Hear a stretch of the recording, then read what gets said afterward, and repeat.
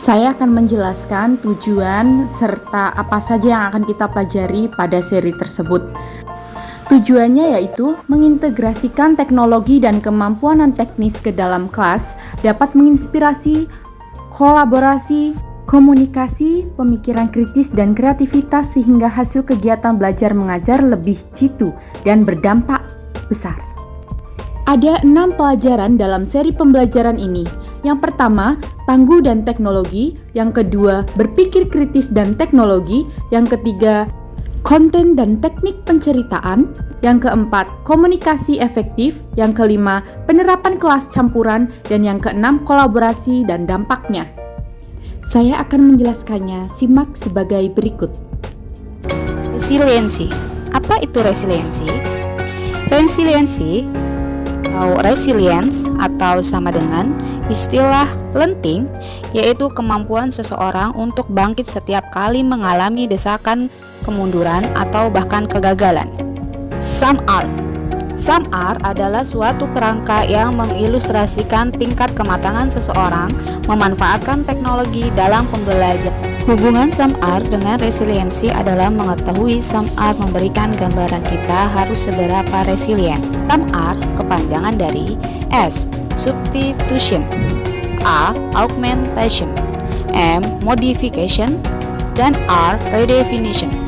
Tantangannya, jika unggul, maka dijadikan tenaga untuk semakin melaju, dan jika ketinggalan, maka dianggap sebagai suatu yang wajar dan saatnya untuk mengatur tenaga untuk mengejar.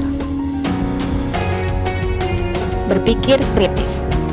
Setiap orang mampu berpikir kritis, namun untuk menjadi terampil, berpikir kritis dilatih dan dipraktekkan setiap saat. Semakin dilatih, semakin akurat, dan akhirnya semakin menjadi insting. Produk berpikir kritis adalah penilaian dan keyakinan, konten dan teknik bercerita. Konten adalah segala bentuk komunikasi, terutama audiovisual, yang berisi sebuah informasi, hiburan, atau ajakan. 3 tahapan membuat konten yaitu: yang pertama, membuat rencana, mengeksekusi, dan memasarkan. Jadikan kemampuan bercerita bukan hanya tugas untuk dikerjakan, tetapi semangat belajar sesuatu yang baru karena kemampuan bercerita akan berguna di seluruh kehidupan kita. Komunikasi efektif. Proses pertukaran ide, pemikiran, pengetahuan, dan informasi yang disajikan dengan cara yang paling dipahami oleh penerima sehingga tujuan atau niat dapat dipenuhi dengan sebaik mungkin. Proses perubahan memerlukan kolaborasi. Kolaborasi memerlukan komunikasi yang baik. Hasil kolaborasi dan komunikasi yang baik akan menghasilkan hubungan yang baik. Penerapan kelas campuran.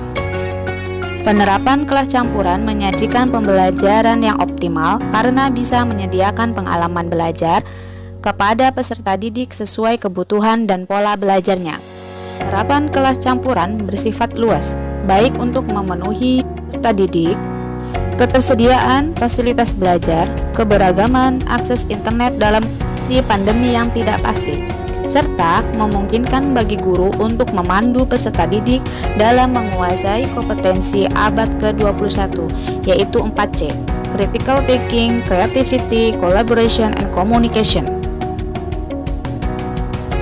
Konsep pembelajaran campuran atau blended learning sebagai program pendidikan yang memfasilitasi peserta didik belajar dengan 4 ciri-ciri. Yang pertama, setidaknya mengikuti pembelajaran asinkron yang memungkinkan peserta didik merdeka mengatur waktu, tempat, alur, dan tempo belajarnya. Kedua, setidaknya mengikuti pembelajaran sinkron dengan pendampingan guru pada suatu waktu, mode belajar tertentu.